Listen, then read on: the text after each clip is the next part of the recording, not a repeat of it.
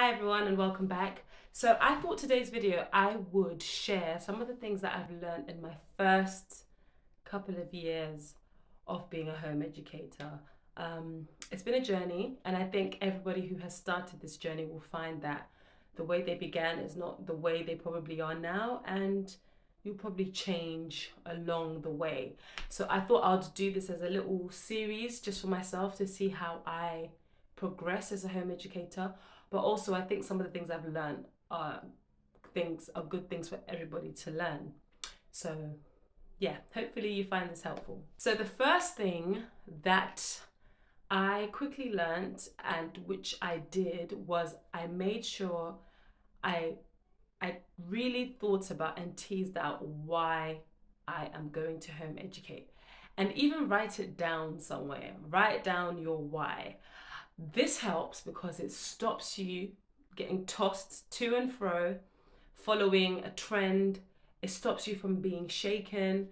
It helps when people come with their criticisms, which is common, and questions and doubts.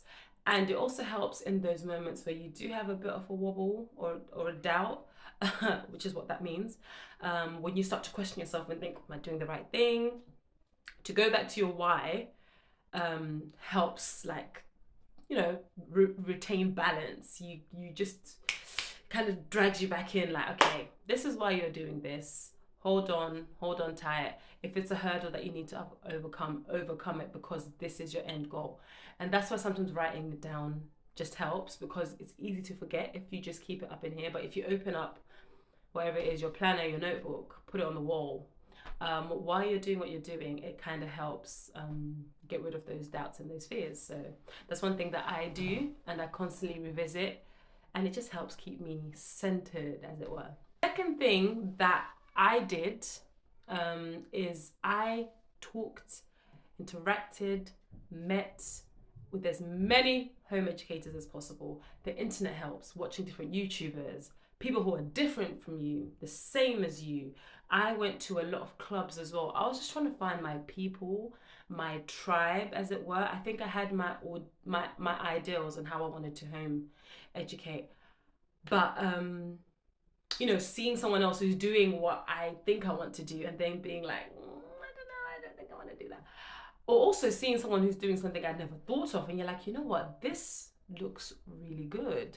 I think that really helped me. And I think as you go along, as you keep seeing that, it brings certain things out of you, and you're like, oh, I didn't know I would be interested in this, but because I've seen someone else do it and I've kind of tagged along whilst they did it, now I like it. So I think meeting as many people, and also you learn a little bit more about home education, homeschooling laws, and how to deal with certain things, or where certain things are happening. That's where I found out about home education days.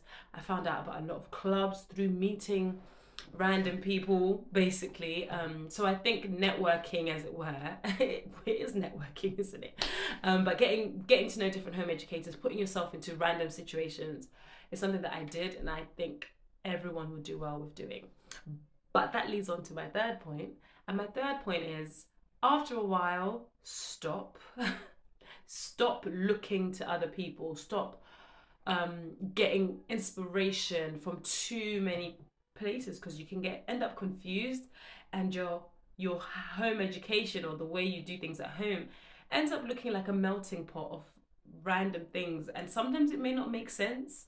And if people are honest with yourself, and I had to be honest with myself, you end up just not being sure about what you're doing, and that's because you're trying to replicate so many different things. So after a while, it's good to kind of, if you found your people, be content, even if it's one or two. If you found that one or two clubs, be content in that place and just grow in that place. And then eventually, if you need to grow out of it, you will. But sometimes you need to be rooted in something, or a curriculum, or a scheme, or something, just for a little bit. You will know when is the time to leave, I think. But if you're always in and out, you will never really get your bearings. Same thing with like learning styles. You might think, oh, I'm going to be creative, and I'm going to be Charlotte Mason, and we're going to read, or we're going to turn everything into arts and crafts.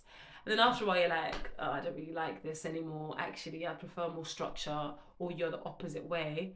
sometimes staying in it helps you make the decision to move on and to do something else.